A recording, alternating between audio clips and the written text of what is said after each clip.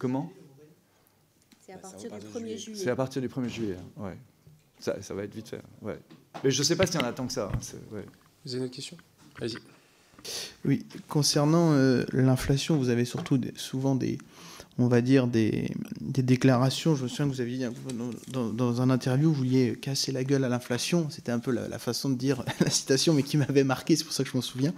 À votre avis, aujourd'hui, est-ce que tous les outils, pour un grand distributeur comme vous et votre groupe, tous les outils aujourd'hui politiques sont mis en place pour justement permettre cette baisse des prix, tout en maintenant un revenu correct pour les agriculteurs, parce qu'il faut quand même trouver évidemment un juste milieu et pas sûrement parler de baisse des prix.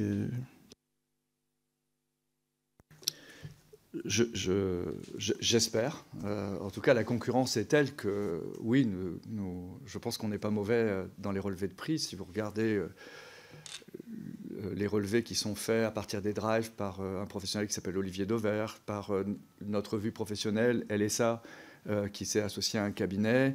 Les relevés de prix qui sont, je ne crois pas qu'ils sont publics Kantar, Nielsen, mais je pense que si vous en avez connaissance, vous verrez que le processus de décélération de l'inflation puis des prix est particulièrement manifeste dans notre enseigne, mais après, je ne suis pas là pour faire ma pub, hein, donc vous regarderez. Et ce que je voudrais, juste c'est important, c'est que tout le monde lit, y compris à l'Assemblée, tout le monde lit le prix de vente au prix d'achat. Mais ce n'est pas corrélé. C'est pas corrélé. Je vous rappelle juste que Casino et Intermarché, Feu Casino et Intermarché, enfin, je crois qu'il reste encore un groupe Casino, mais Casino et Intermarché, je fais attention à ce que je ne vais pas publier des nécrologies avant date, mais Casino et Intermarché étaient dans la même centrale d'achat. Mais Intermarché était 20% moins cher que Casino, dont on peut imaginer qu'il achetait aux mêmes conditions que je ne suis pas sûr à 100% de ce que je dis, mais c'est l'idée. Hein. Et donc, vendre moins cher, c'est d'abord une question de volonté. À une époque, les Monoprix, les Uniprix, tout ça, voulaient vendre moins cher. Et ils se sont embourgeoisés après. D'ailleurs, beaucoup de distributeurs qui ont commencé en vendant moins cher ont fini par s'embourgeoiser. Ce qui nous guette tous, c'est la rente. Hein, et je dirais que là où je suis assez fier d'arriver à la 3e génération de ces distributeurs indépendants sous notre enseigne, c'est qu'ils continuent à avoir la niaque, ils continuent à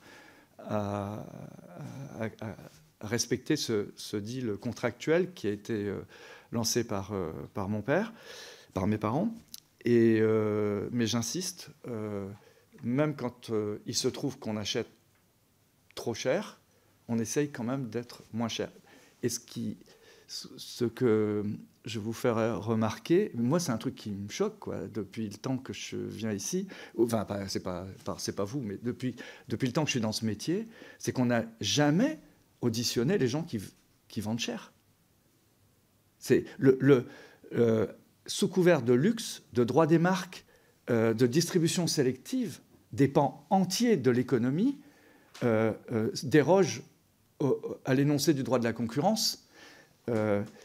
Essayer de trouver une marque de sport moins chère, hors la volonté de l'industriel d'organiser une promo, vous ne trouverez pas. Hein, et donc, il y a tout un pan de l'économie qui s'est mis là-dessus. Et ce qui a tué en partie le bio, je sais que M. Tanguy n'est pas un partisan du bio acharné, mais ce qui a tué le bio, c'est même des industriels qui ont segmenté leur offre, qui ont refusé de nous livrer, parce qu'on n'était pas assez cher, et qui ont privilégié des circuits sélectifs, spécialisés, mais qui se sont plantés de par cet écart de prix. Donc, je dis ça, c'est vendre moins cher, c'est une question de volonté, c'est une question de modèle économique adapté à cette volonté. C'est pas lié toujours au tarif. Bien évidemment, il faut essayer d'acheter bien, mais je rappelle, dans l'histoire des centres Leclerc, des systèmes U, des intermarchés, même de Carrefour, ça n'a pas commencé par un effet de puissance. Hein, je vous coupe pas la parole, mais il faut qu'on avance, et puis il est 22h45. Il n'y a qu'1h45 pour le moment d'audition, ce qui est plutôt correct pour le moment. Mais on est tard le soir. Vous avez encore une question? Non. Alors,